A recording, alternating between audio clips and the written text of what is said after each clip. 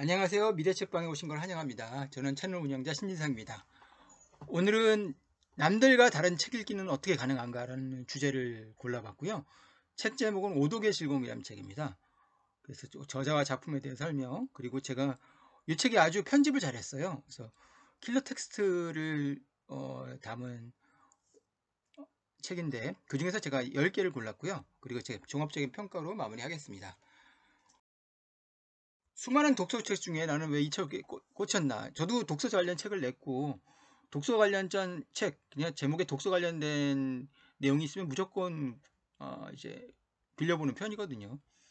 그래서 오독의 즐거움도 저는 어, 이제 제목이 재밌어서 이제 솔깃해가지고 보게 되는데, 알고 보니까 저자는 제가 제가 개인적으로 아는 사람이 아니라 제가 유튜브를 통해서 많이 본 사람이더라고요.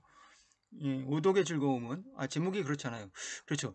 어, 우리나라에서 책을 읽는 이유 중에 한 절반 정도 될까요? 중고생이나 제 생각에 초등학교 한 70%는 될 것 같은데 수능 국어를 잘 보려고 읽는 거잖아요. 뭐 오독을 하면 안 되죠. 예, 정독을 제대로 읽어서 그렇죠? 예, 이제 출제 의도, 정확히는 저자의 의도가 아니라 출제자의 의도인데 그것을 파악하는 것이 중요하니까 오독은 그렇죠. 사실 피해야 된다는 건데 이 책은 저자가 그쵸? 예, 실제 자기가 읽은 책에서 지 마음대로 생각한 그 이야기들을 담은 책이에요. 그래서 오독의 즐거움이라고 제목을 진 거예요. 그래서 모두 4편, 그러니까 4부, 즉 처음 인사이트 통찰력부터 시작해가지고 그 다음 두 번째 파트는 마켓, 시장, 이 경제경영 관련된 책이 많습니다. 그리고 세 번째 파트가 어, 헤게모니, 즉 정치와 관련된 지정학 관련된 책들이죠. 네 번째 책은 휴머니티, 인본주의에 관련된 책입니다. 인문학까지. 그래서 이 분야 4개 분야의 총 50권의 책에 대한 리뷰를 담은 책이에요. 오독의 즐거움이라는 책은. 언더스탠딩이 키운 독서 전문가래요. 예, 저도 남궁이라는 사람을 저도 언더스탠딩에서 처음 봤어요. 젊은 사람인데 책을 많이 읽고 이 사람은 책의 앞에서도 나왔었지만 좋은 책의 기준은요 빨리 절판된 책이 좋은 책이라는 거죠. 사람들이 많이 사보는 책 세이노의 가르침이나 무라카미 하루키의 책은 좋은 책이 아니라는 얘기죠. 이 사람이 볼 때는 그렇죠. 사람들이 그 가치를 모르고 빨리 잊혀진 책이 실제로는 좋은 책이고 그래서 이 사람은 소설은 낮잠 읽기 정신적 낮잠이라고 생각하는 정도로 언어 영역에서 이제 국어 영역에서 문학보다 비문학을 중시하는 사람이죠. 남궁이라는 또 뷰 크리에이터고 제가 알기로는 컨설팅에서 IT 회사에 근무를 했었다고 들었어요. 그래서 언더스탠딩에서 나왔던 그런 책들을 거기서 이제 방영을 한 것들을 모아서 글로 쓴 것이 이번 책이에요. 남궁민이란 사람입니다. 똑같은 동명의 유명한 그 탤런트 영화 배우도 있다고요? 네, 압니다. 예, 그 사람만큼 유명하진 않지만 여하튼 언더스탠딩이 기본 독서 전문가고요. 그리고 책에는 이제 킬러 텍스트라고 해서 책에서 저희 말하면 이제 책의 내용이 아니라 그 책에서 감명을 받은 남궁민 작가의 텍스트를 골라가지고 10개, 50개를 만들어 놨는데 그 중에 제가 10개를 골라봤습니다. 그래서 그 10개로 이 책의 고갱이를 여러분들이 얻어가고 통찰력도 얻어가고 헤게모니를 보와 그 시장을 보는 눈 절반은 경제경영서니까 여러분들이 아마 어차피 미래는 먹고 사는 문제 경제잖아요. 그렇죠? 예, 과학기술이가 근데 과학기술 분야가 좀 없어서 좀 아쉽긴 하지만 경제경영에서 충분히 많은 콘텐츠를 담고 있습니다. 그래서 제가 버핏 얘기가 많아요. 버핏을 갱스터로 비유를 하는데요. 자본가 입장에서는 라이트 형제가 첫 비행할 때 총으로 쐈다면 돈을 많이 아꼈을 것이라고 말했다. 이 말은 무슨 뜻이냐면요. 1900년에 라이트 형제가 이제 그 비행기를 개발하고 비행에 성공한 다음에 항공주에 투자해서 돈 번 사람이 없어요. 버핏은 항공주에 절대 투자하지 않지 않습니까? 그 얘기예요. 얘가. 이 사람 조선업체에도 투자하지 않고.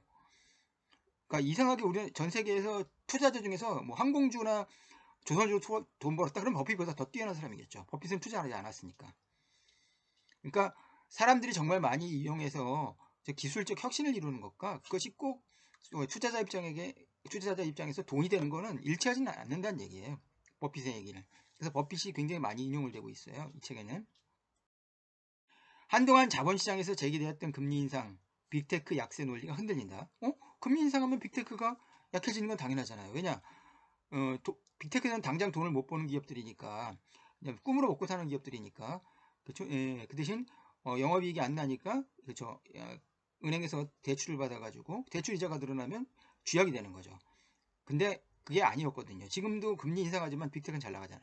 그 얘기는 빅테크의 진짜 의미는 뛰어난 자본 조달 능력이기 때문이다. 그쵸? 예. 애플도 거의 1%, 지금 4%대 국채가 4%인데, 그렇죠? 4%보다 훨씬 낮은 금리로 애플의 이제 국채, 소위 말하면 채권 이사차가 미국 국채보다, 예, 소위 말하면 이제 더 안전하다는 뜻이죠. 예, 그래서 사가지고 자사주 매각을 해요.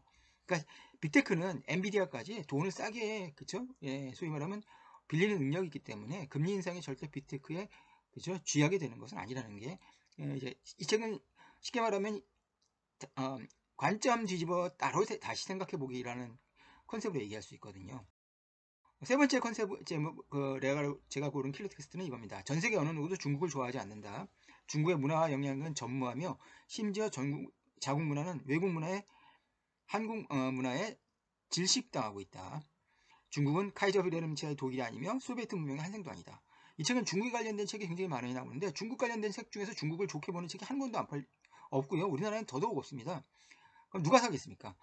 우리나라 사람은 이제 좌든 우든 진보 보수 가리지 않고 그냥 싫어하는 게 중국인데. 그래서 문화적 영향력이 참 약하죠. 중국은 이제 아직도 유교와 한자뿐이냐 이런 생각이 들잖아요. 예. 그리고 한국 문화에 완전히 그쵸? 예. 주눅이 들 정도로 그쵸? 예. 그리고 한국 문화에 완전히 지배당하고 있죠. 예. 그래서 중국은 1차 대전을 일으켰던 독일도 아니고 소비에트 문명의 한생도 아니다. 이렇게 좀 중국의 실체를 제대로 보자 이런 뜻이에요. 이 책에는 유명한 작가들 책은 별로 안 나오는데 피터 자이안이랑 팀 마샬, 지지의 힘을 쓴 사람, 이 두 사람은 이제 헤게모니 파트에서 등장을 합니다. 나머지는 저도 모르는 책들도 굉장히 많고 원서도 많이 읽었어요 보니까. 한국 유튜브 생태계 넘치는 능력자는 모두 잠재적 슈퍼 전파자다. 여기에 팬들이 남긴 센스 있는 댓글은 다시 컨텐츠가 돼 전파된다. 우리나라 K 컨텐츠가 왜 이렇게 유명해지고 팬데믹 때 더 난리 법석이었던 이유는요. 이 생태계 때문이에요. 잠재적인 그야말로 유튜브에 정말 기발한 그쵸 아직은 인플루언서는 아니지만 그렇게 될 요지가 있는 사람들이 많잖아요. 댓글 보면 정말 센스 있어요. 우리나라 사람들이 최고인 것 같아요. 이게 K 컨텐츠의 힘이라는 게 이 저자의 주장입니다. 육아는 어떻게 법가를 이겼을까? 저도 이게 미스터리예요. 그렇죠? 법가가 인간의 본성을 통제하기 더 좋은데요. 근데 유교의 통치는 모두가 자신의 마음속에 CCTV, 신독이 얘기하는 겁니다. 그렇죠? 통제에 스스로 받는 저비용 통치 구조다. 그래서 이긴 거래요. 유교가 싸게 통치할 수 있으니까. 지금 사실 시진핑은 공산주의자도 아니고 내가 보면 유교주의자 중국의 중국인들이 세계에서 제일 우월하다고 생각하는 중국판 히틀러라고 보이는데 여하튼 이런 생각을 논어를 통해서 했다는 게 참 신기하죠. 브랜드와 면허라는 고색창연한 도장이 하던 역할이 플랫폼으로 넘어가고 있다. 플랫폼 얘기도 참 많이 나와요. 플랫폼은 두 가지요. 그죠? 예. 브랜드가 있고요. 플랫폼은 그쵸? 그리고 면허, 어떤 신뢰를 보장해주는 면허라는 그쵸? 예. 고색총연한 도장을 지금도 찍고 있습니다. 그래서 플랫폼이 국가 권력이 플랫폼으로 대체되고 있는 거죠. 버핏의 복잡한 투자 인생을 따라가다 보면 돈 버는데 왕도는 없다는 것은 이게 정답인 것 같아요.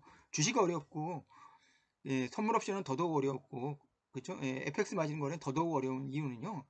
어떤 왕도가 없게 정답이 없는 세상에서 정답을 찾다 보니까 그리고 미래에 관한 예측이니까 다 틀려요. 예, 전문가가 없는 쪽에 예, 그리고 가르쳐 줄 사람도 없는 거고요. 그래서 예, 버피한테 배운 걸 100% 그대로 복습한다고 그쵸? 그대로 실천한다고 돈 버는 건 아니란 얘기예요. 중요하다는 얘기죠. 그리고 세상에는 흰영역과 검은장벽이 있는데 그 사이에 폭넓은 회색지대가 있습니다. 큰 돈은 이곳을 가야만 보여요. 그러니까 회색지대에 대한 생각을 바꿔야 돼요. 돈은 거기에 있는 겁니다. 이 세상엔 다 쉽게 말하면 극렬 예를 들어서 우리나라의 국힘 지지자와 극렬 더민 지지자가 몇 프로나 되겠어요. 아주 극소수입니다. 대부분은 그 회색지대에 있는 거죠. 그래서 사실 돈은 회색지대를 그쵸? 예, 노려야 큰 돈을 벌 수 있다는 이런 얘기를 하고 있습니다. 국채은행과 자산의 절반을 차지하는 대형주국 동창회 재밌죠? 대형주국 동창회라는 어떻게 먹고 사나? 예, 미국은 여기서 빠졌지만 영국, 호주 그리고 캐나다, 뉴질랜드 이런 나라들 그리고 뭐 대형제국 동창회라고 근데 보니까 거미줄로 칭칭 닮아 그 이제 소위 말하면 이제 얽히고 설켜가지고 그죠 서로가 그죠 그 중에 하나가 이제 국제은행이랑 그죠 그 영연방이 그 보유하고 있는 자산 덕분이겠죠. 이렇게 세상을 그죠 돈을 여전히 빨아들이고 있기 때문입니다. 백만장자들이 우주를 간다고 요란을 떠는 이유가 여기에 있다. 희귀금속, 프로메테우스 금속이라는 책 얘기예요. 지구에서는 희귀하지만 우주에서는 넘쳐나기 때문이다. 결국에 중국이 가지고 있는 유일한 패권의 어떤 가능성은 희귀금속 때문인데 그게 정말 희귀한지 대체제가 없을지는 몰라요. 우주 개발을 통해 가지고 얼마든지 미국이 그렇죠. 저는 그래서 어떤 경우에서도 그렇죠. 중국이 미국을 추월할 가능성은 없다고 생각하거든요. 저도. 예. 그래서 이제 종합평가를 하자면요. 오독은 창의성을 키운다. 재밌어요. 창조적 시선과 엮어서 이 책을 같이 읽으면요. 확실히 창의성을 키우는 데 도움이 될 것 같아요. 그리고 책보다 리뷰가 더 재미있는 책입니다. 그리고 언더스탠딩에서 다룬 책. 그러나 책으로 보니까 다른 느낌이었어요. 근데 중국 이야기가 너무 많은 건 그저 중국에 대한 관심이 그만큼 많고 중국을 그저 어쨌든 이기려면 중국에 대해서 알아야 되니까 좋은데 좀 부정적으로 그저 읽힐 여지도 있죠. 투자자가 읽으면 좋을 책이고요. 저는 5점 만점에 4.5점을 줬습니다. 끝까지 들어주셔서 감사하고요. 도움이 되셨다면 좋아요, 구독 부탁드리겠습니다. 감사합니다. 알림 설정도 같이 부탁드릴게요.